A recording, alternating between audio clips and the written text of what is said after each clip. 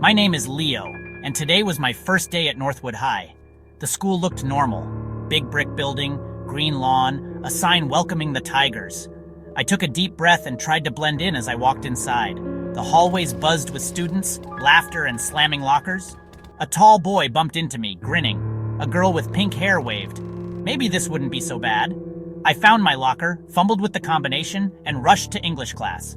The classroom was full of regular-looking teens. I sat next to a girl with curly hair who didn't look up. Mrs. Davison started talking about a book, but my mind wandered. Everyone seemed so ordinary, too ordinary. I tried to relax, but a strange feeling crept in. The boy in front of me tapped his pen obsessively. A girl stared out the window, bored. Everything was just normal. Maybe a little too normal. I couldn't shake the sense that something was off. I told myself it was just nerves, but I was already watching for the first sign of weirdness.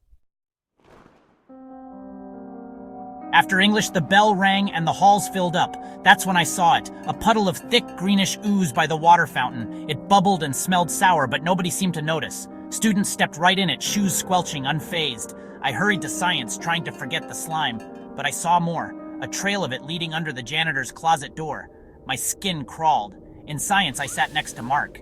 He smiled, but his skin was clammy and cold. When he handed me a book, his touch was damp, like a frog's. I pulled away, unsettled. At lunch, the mashed potatoes had a swirl of green slime. "What's that?" I asked the lunch lady. She just grunted.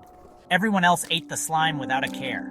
I dumped my tray, appetite gone. Was I the only one seeing this? The unease grew. I kept my head down, but I couldn't ignore the feeling that something was very wrong. I needed answers. The afternoon got weirder. In history, Mr. Albright's throat bulged like a bullfrog every few seconds. No one else seemed to notice. In gym, Sarah got hit with a dodgeball. Her arm bent at an impossible angle, then snapped back with a crackle. She just smiled, unfazed. I told the gym teacher I felt sick and left for the nurse's office. The halls were empty and tense. In an empty classroom, strange glowing symbols covered the chalkboard. The nurse's office was deserted. I sat on a cot, head spinning. Was I losing it, or was this all real? A scratching sound came from the supply cabinet. I crept over, hand shaking, and opened it. Nothing but bandages and alcohol. The scratching stopped. Maybe I was just tired. But I couldn't ignore the evidence piling up. I had to get through the day, but I was starting to wonder if I'd make it out at all. Leaving the nurse's office, I saw Maya, the girl from English, standing at the end of the hall, staring at me. She didn't blink, not once. I walked toward her, unnerved by her wide, fixed eyes. "Hi," I whispered. She smiled, but her eyes stayed frozen. "Hello, Leo. Are you enjoying your first day?" Her voice was hollow. I nodded, too scared to speak. As I passed other students, I noticed it. None of them blinked. Their faces were masks, their eyes vacant. The final bell rang. I rushed to my locker, hands shaking. All around me, unblinking eyes followed my every move. They knew I'd noticed.